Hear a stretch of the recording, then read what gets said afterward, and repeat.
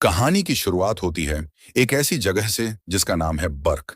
सबसे बड़ी पहचान इसकी खूबसूरती नहीं, बल्कि वह खौफ है जो यहाँ हर दिन आसमान से उतरता है। यहाँ लोग चोरों, डाकुओं या जंगली जानवरों से नहीं, बल्कि आग उगलने वाले खतरनाक ड्रैगनों से लड़ते हैं।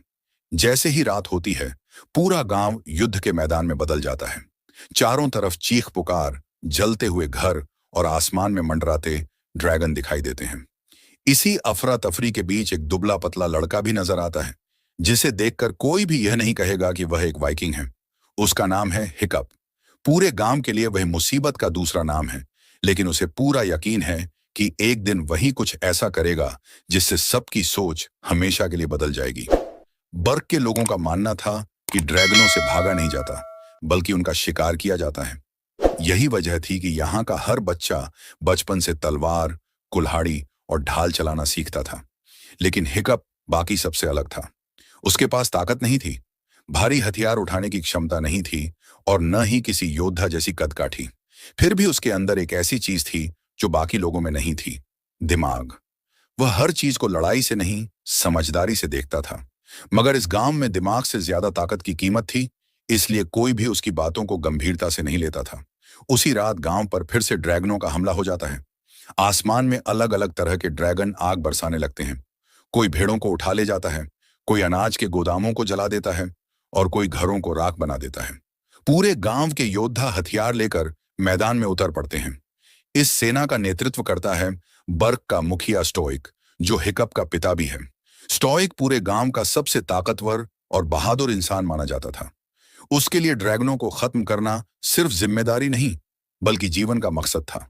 लेकिन उसके लिए सबसे बड़ी परेशानी दुश्मन नहीं, बल्कि उसका अपना बेटा था, जो हर बार किसी न किसी मुसीबत में फंस ही जाता था। हिकअप भी इस लड़ाई का हिस्सा बनना चाहता था। उसे हमेशा लगता था कि अगर वह एक भी ड्रैगन मार देगा तो शायद पहली बार उसके पिता उसकी तरफ गर्व से देखेंगे। लेकिन गांव के लोग जानते थे कि हिकअप युद्ध के मैदान में जाएगा तो दुश्मनों से ज्यादा नुकसान अपने ही लोगों का करेगा। इसलिए उसे बार बार घर के अंदर रहने का आदेश दिया जाता है। मगर हिकअप ऐसा लड़का नहीं था जो सिर्फ आदेश सुनकर बैठ जाए। उसने चुपके से अपनी बनाई हुई एक अजीब मशीन निकाली। यह कोई साधारण हथियार नहीं था, बल्कि एक ऐसा यंत्र था जो दूर से जाल फेंक सकता था। उसे विश्वास था कि अगर ताकत से नहीं तो अपनी बुद्धि से वह ड्रैगनों को हरा सकता है। उधर युद्ध और भी भयानक होता जा रहा था। हिकअप की नजर भी उसी दिशा में थी। वह लगातार अंधेरे आसमान को देख रहा था और सही मौके का इंतजार कर रहा था। अचानक उसे कुछ ऐसा दिखाई देता है जिसे बाकी कोई नहीं देख पाता। बिना एक पल गंवाए वह अपनी मशीन से जाल छोड़ देता है। अगले ही पल आसमान में जोरदार धमाका होता है और ऐसा लगता है जैसे किसी भारी चीज ने संतुलन खो दिया हो। हिकअप की आंखों में खुशी चमक उठती है। उसे पूरा यकीन था कि उसने नाइट फ्यूरी को मार गिराया है। लेकिन उसकी खुशी सिर्फ कुछ सेकंड ही टिकती है, क्योंकि किसी और ने उसकी बात पर विश्वास ही नहीं किया। सभी को लगा कि हमेशा की तरह हिकअप फिर कोई बेवकूफी कर रहा है। जब युद्ध खत्म होता है तो स्टोइक अपने बेटे पर गुस्से से भड़क उठता है। उसके मुताबिक हिकअप जहां भी जाता है वहां मुसीबत अपने आप चली आती है। हिकअप लाख समझाने की कोशिश करता है कि उसने सचमुच नाइट फ्यूरी को गिराया है, लेकिन कोई उसकी बात सुनने को तैयार नहीं होता। उसके पिता साफ शब्दों में कह देते हैं कि वह बहुत सी चीजें हो सकता है, लेकिन ड्रैगन शिकारी कभी नहीं बन सकता। यह बात हिकअप के दिल पर गहरी चोट करती है, क्योंकि वह जिंदगी भर सिर्फ अपने पिता की एक तारीफ सुनना चाहता था। उसी रात पूरा गांव अपने अपने काम में लग जाता है, लेकिन हिकअप के दिमाग में सिर्फ एक ही सवाल घूम रहा था। अगर उसने सच में नाइट फ्यूरी को गिराया है तो वह गया कहां? आखिरकार अगली सुबह वह अकेले जंगल की तरफ निकल पड़ता है। घने पेड़ों और खतरनाक पहाड़ियों के बीच काफी देर तलाश करने के बाद उसे जमीन पर टूटे हुए पेड़ और घिसटने के निशान दिखाई देते हैं। अब उसका दिल तेजी से धड़कने लगता है। उसे एहसास हो जाता है कि वह गलत नहीं था। कुछ ही कदम आगे बढ़ते ही उसकी नजर एक विशाल काले ड्रैगन पर पड़ती है, जो रस्सियों जैसे जाल में बुरी तरह फंसा हुआ था। वही रहस्यमयी नाइट फ्यूरी, जिसे पूरी दुनिया सिर्फ मौत का दूसरा नाम मानती थी, इस वक्त बिल्कुल बेबस पड़ा था। हिकअप काफी देर तक उस घायल नाइट फ्यूरी के सामने खड़ा रहा। उसके हाथ में चाकू था और सामने उसकी जिंदगी का सबसे बड़ा मौका। अगर वह अभी इस ड्रैगन को मार देता तो पूरा गांव उसे पहली बार एक असली वाइकिंग मानता। उसके पिता शायद पहली बार उस पर गर्व करते, लेकिन जैसे ही उसने नाइट फ्यूरी की आंखों में देखा, उसका हाथ रुक गया। आखिरकार वह गहरी सांस लेता है और धीरे धीरे चाकू नीचे कर देता है। अगले ही पल वह ड्रैगन के बंधन काट देता है। आजाद होते ही नाइट फ्यूरी पूरी ताकत से उड़ने की कोशिश करता है, लेकिन कुछ ही सेकंड बाद उसका संतुलन बिगड़ जाता है और वह बुरी तरह जमीन पर गिर पड़ता है। हिकअप तुरंत समझ जाता है कि गिरते समय उसकी पूंछ का एक हिस्सा कट चुका है। अब वह चाहे जितनी कोशिश कर ले, अकेले उड़ ही नहीं सकता। ड्रैगन एक पल के लिए हिकअप की तरफ देखता है और फिर लंगड़ाते हुए घने जंगल में गायब हो जाता है। इधर मुखिया स्टोइक अपने योद्धाओं के साथ अगली समुद्री यात्रा की तैयारी कर रहा था।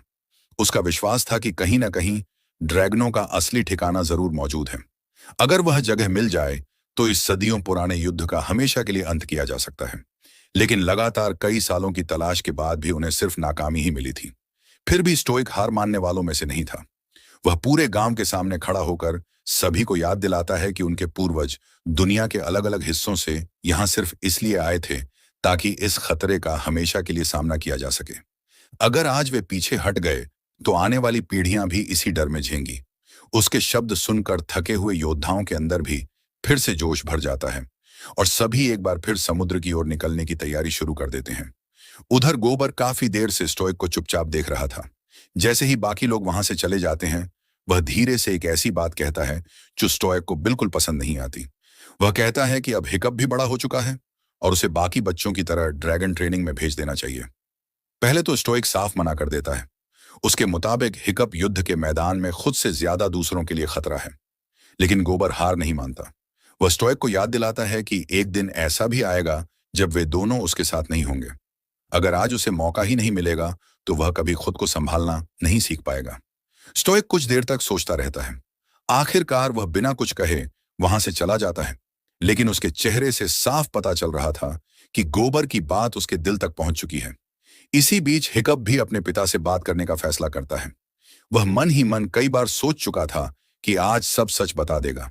वह कहना चाहता था कि वह ड्रैगनों को मारना नहीं चाहता, लेकिन जैसे ही दोनों आमने सामने आते हैं, स्टोइक पहले ही बोल पड़ता है। वह बड़े गर्व से कहता है कि उसने फैसला कर लिया है, अब हिकअप भी ड्रैगन ट्रेनिंग करेगा। यह सुनते ही हिकअप का चेहरा उतर जाता है। वह जल्दी जल्दी कहता है कि उसे लड़ना नहीं है, वो ड्रैगन नहीं मार सकता, लेकिन स्टोइक उसकी एक भी बात नहीं सुनता। आखिर में वह अपने हाथ की कुल्हाड़ी हिकअप की तरफ बढ़ाता है और कहता है कि अब समय आ गया है कि वह अपने कंधों पर पूरे गांव की जिम्मेदारी उठाना सीखे।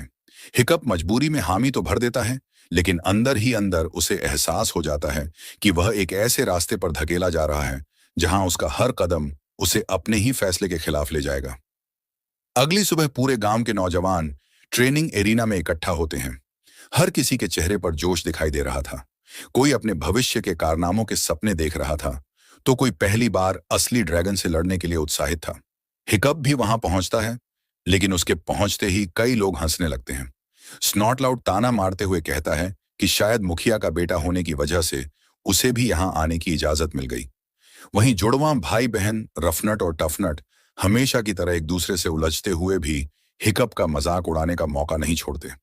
सिर्फ फिशलेक्स ऐसा था जिसे लड़ाई से ज्यादा ड्रैगनों के बारे में जानने में दिलचस्पी थी। दूसरी तरफ एस्ट्रिड हमेशा की तरह सबसे अलग खड़ी थी। उसके चेहरे पर सिर्फ एक लक्ष्य दिखाई देता था, टॉप स्लेयर बनना। कुछ ही देर बाद गोबर मैदान के बीचों बीच आता है। वह सभी को घूरते हुए कहता है कि आज से उनकी असली परीक्षा शुरू होती है। जो इस परीक्षा में टिक गया वही भविष्य में गांव का सबसे बड़ा योद्धा कहलाएगा, लेकिन जो डर गया उसे शायद दोबारा मौका भी न मिले। इसके बाद वह एरिना के विशाल दरवाजों की तरफ इशारा करता है। उसके पीछे अलग अलग प्रजाति के ड्रैगन बंद थे। गोबर सभी को ढाल उठाने का आदेश देता है और कहता है कि याद रखो, लड़ाई में तलवार से पहले ढाल जान बचाती है। इतना कहते ही भारी दरवाजा खुलता है और एक विशाल ग्रॉनकल बाहर निकलता है। उसका शरीर पत्थर जैसा मजबूत था और उसकी आंखों में गुस्सा साफ दिखाई दे रहा था। उसे देखते ही पूरे मैदान में भगदड़ मच जाती है। सभी प्रशिक्षु अपनी अपनी ढाल लेकर इधर उधर भागने लगते हैं। गोबर लगातार चिल्लाता रहता है कि ड्रैगन के हमले गिने चुने होते हैं। अगर समझदारी से बचाव किया जाए तो उसे थकाया जा सकता है, लेकिन डर के मारे किसी को उसकी बात ठीक से सुनाई ही नहीं देती। एस्ट्रिड पूरे आत्मविश्वास के साथ ड्रैगन के हर हमले से बचती रहती है। वहीं हिकअप पूरी कोशिश कर रहा था कि किसी तरह जिंदा बच जाए। आखिरकार ड्रैगन उसकी तरफ झपटता है और हिकअप बुरी तरह गिर पड़ता है। गोबर तुरंत सीटी बजाकर अभ्यास खत्म कर देता है। अगली सुबह हिकअप फिर चुपचाप उसी जंगल में पहुंचता है जहां उसने नाइट फ्यूरी को आजाद किया था। काफी देर तलाश करने के बाद आखिर उसे वह एक खुली जगह पर दिखाई देता है। ड्रैगन अपनी टूटी हुई पूंछ के साथ उड़ने की कोशिश करता है, लेकिन हर बार संतुलन बिगड़ने की वजह से वापस जमीन पर गिर पड़ता है। हिकअप सुरक्षित दूरी पर बैठकर अपनी नोटबुक निकालता है और उसे ध्यान से देखने लगता है। वो उसके चेहरे के भाव, आंखों की हरकत, कानों जैसी झिल्लियों और शरीर की बनावट का स्केच बनाता है। फिर उसकी नजर उसकी कटी हुई पूंछ पर जाती है और वो उसके लिए अलग अलग डिजाइन बनाकर सोचने लगता है कि क्या इसे फिर से उड़ाया जा सकता है। कुछ देर बाद ड्रैगन को उसकी मौजूदगी का एहसास हो जाता है। वो उसकी तरफ देखता है लेकिन हमला नहीं करता और फिर चुपचाप वापस गांव लौट आता है। उधर समुद्र में स्टोइक और उसके साथी अब भी ड्रैगनों के घोंसले की तलाश कर रहे थे। जहाज घने कोहरे के बीच आगे बढ़ रहे थे कि तभी अचानक चारों तरफ से ड्रैगनों का हमला शुरू हो जाता है। इसी बीच हिकअप की आवाज सुनाई देती है, जो ड्रैगन ट्रेनिंग के मैदान में खड़ा होकर गोबर से पूछ रहा था कि बुक ऑफ ड्रैगन्स में नाइट फ्यूरी के बारे में कुछ भी क्यों नहीं लिखा है। फिर वह हिकअप को डांटते हुए कहता है कि अब सवाल पूछना बंद करो और ट्रेनिंग पर ध्यान दो। गोबर मैदान में डेडली नैडर को छोड़ देता है। इतना कहकर वह हिकअप को सीधे मैदान में भेज देता है। हिकअप धीरे धीरे नैडर के चारों ओर घूमता है, लेकिन जैसे ही हिकअप आगे बढ़ने की कोशिश करता है, वह घबरा जाता है और संतुलन खोकर नीचे गिर पड़ता है। मौका देखते ही नैडर उसकी तरफ झपटता है, लेकिन उसी समय एस्ट्रिड बीच में आ जाती है और उसका ध्यान अपनी तरफ खींच लेती है। गोबर समझता है कि यह एस्ट्रिड की शानदार चाल थी और उसकी तारीफ करता है। उधर स्नॉटलाउट हमेशा की तरह खुद को उसका साथी बताने लगता है, लेकिन एस्ट्रिड उसकी बात अनसुनी कर देती है। ट्रेनिंग खत्म होने के बाद एस्ट्रिड सीधे हिकअप के पास आती है। वह गुस्से में उससे कहती है कि अब मजाक छोड़कर इस लड़ाई को गंभीरता से लेना होगा, क्योंकि बहुत जल्द उनके माता पिता की लड़ाई। ड्रैगन ट्रेनिंग के बाद अगली सुबह हिकअप फिर उसी जंगल में पहुंचता है जहां उसने टूथलेस को छिपा कर रखा था। इस बार वो अपने साथ कई तरह की मछलियां लेकर आया था। हिकअप धीरे धीरे मछलियां उसकी तरफ बढ़ाता है। टूथलेस पहले एक मछली खाता है, फिर दूसरी। इसके बाद हिकअप उसे स्मोक्ड ईल देता है। टूथलेस उसे मुंह में डालते ही तुरंत थूक देता है। ये देखकर हिकअप हंस पड़ता है और कहता है कि ठीक है, अब से ईल नहीं। दोनों के बीच का डर अब पहले से काफी कम हो चुका था। कुछ देर बाद हिकअप बहुत सावधानी से अपना हाथ आगे बढ़ाता है, लेकिन टूथलेस अचानक पीछे हट जाता है और अपने मुंह से एक तेज प्लाज्मा ब्लास्ट छोड़ देता है। धमाके के साथ सामने की जमीन पर आग फैल जाती है। हिकअप डरकर पीछे तो हटता है, लेकिन वहां से भागता नहीं। वो समझ जाता है कि टूथलेस अभी भी उस पर पूरी तरह भरोसा नहीं कर पाया है। इसलिए वो शांत बैठ जाता है और दूरी बनाकर अपनी नोटबुक में टूथलेस के स्केच बनाने लगता है। पूरा दिन धीरे धीरे बीत जाता है और दोनों बिना कुछ कहे एक दूसरे को समझने की कोशिश करते रहते हैं। शाम होने तक माहौल पूरी तरह बदल चुका था। हिकअप एक बार फिर धीरे धीरे अपना हाथ आगे बढ़ाता है। इस बार टूथलेस उसे ध्यान से देखता है। कुछ पल तक दोनों बिल्कुल शांत रहते हैं। फिर टूथलेस अपना सिर धीरे धीरे नीचे झुका देता है। हिकअप कांपते हुए हाथ से उसके सिर को छूता है। पहली बार एक इंसान और नाइट फ्यूरी बिना डर और बिना लड़ाई के एक दूसरे पर भरोसा करते हैं।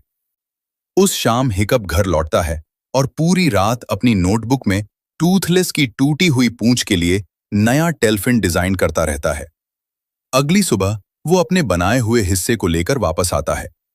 टूथलेस इस बार बिना विरोध किए उसे अपनी पूंछ पर नया टेलफिन लगाने देता है। सब कुछ तैयार होने के बाद हिकअप रस्सियां खोल देता है। टूथलेस दौड़ लगाता है और पहली बार नई पूंछ के साथ आसमान में उड़ जाता है। कुछ ही क्षण बाद हिकअप भी उसके साथ जुड़ जाता है। उड़ान शुरू तो हो जाती है, लेकिन हवा में तेज रफ्तार और लगातार बदलती दिशा के कारण हिकअप उसे ठीक से नियंत्रित नहीं कर पाता। संतुलन बिगड़ने पर वो नीचे गिर जाता है, जबकि टूथलेस सुरक्षित उड़ता हुआ उसके पास वापस आ जाता है। आज की परीक्षा पहले से भी मुश्किल थी। मैदान में इस बार 2 सिर वाला हाइडियस जिपलबैक छोड़ा जाता है।